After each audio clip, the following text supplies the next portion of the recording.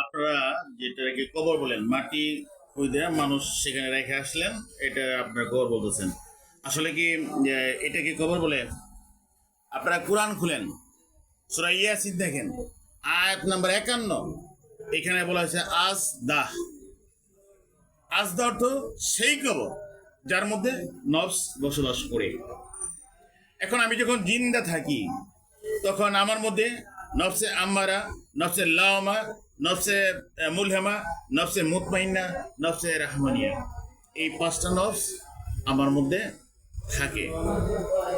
তো আজদা কি বলা হলো?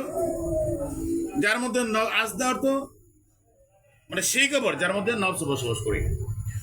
তার মানে বর্তমানে আমার রুটা আমার এই দেহ কবরের মধ্যে আছে।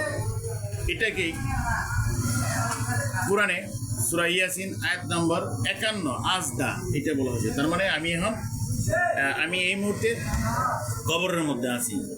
যখন আমার মৃত্যুটা হয়ে যায় তখন রুহের সাথে নফসে যখন যুদ্ধ ঘটে, নফস পরাজিত হলেও আমার মৃত্যু হয়, রুহ পরাজিত হলেও আমার মৃত্যু হয়ে যায়।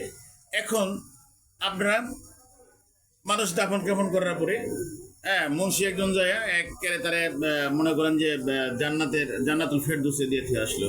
আসলে জান্নাত কি আমরা যেটা দেখি বা প্রচলিত আমাদের সমাজে যে নিয়ম, এটা একজন সাধক ব্যক্তি তার জন্য জান্নাত কি? সেখানে কি বলা হয়েছে আধ্যাত্মিক লেভেলে? সেখানে বলা হয়েছে এলহাম প্রাপ্তি হইতে শুরু করিয়া মুক্তির পূর্ব পর্যন্ত মানুষ জান্নাতে বসবাস করে। এখন এলহাম কি? উহি এবং এলহাম। উহি হলো সম্মানসূচক শব্দ যেটা নবীদের বেলায় প্রযোজ্য। এলহাম যারা সাধারণ তাদের জন্য এলহাম। মূলত এলহাম এবং উহি একই। 1,24,000 পয়গম্বর, মতান্তরে 2,24,000 পয়গম্বর, তার মধ্যে কিছু নবী ব্যতীত বাকি যাদের সবই এলহামি নবী।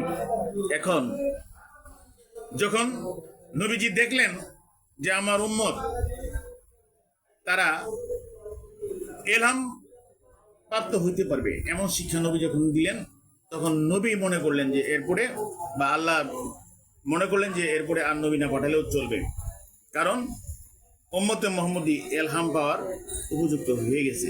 এরপরে খাতামুন নবী ঘোষণা করা হইল। এই যে বিষয়গুলা, এইগুলি এরপরে মানুষ কি করে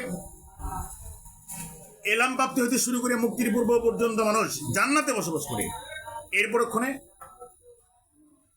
সে জাতানান আপনার জগতের বাসিন্দা হয়ে যায়। তার মানে নূরের দেশের বাসিন্দা হয়ে যায়। আসলে ইসলাম কি বলছে আর আমরা কি করতেছি, আসলে কি ঠিক একটু বিচার বিশ্লেষণ করে আপনারা দেখেন যে আসলে কথাগুলা ঠিক না বেঠিক। ধন্যবাদ।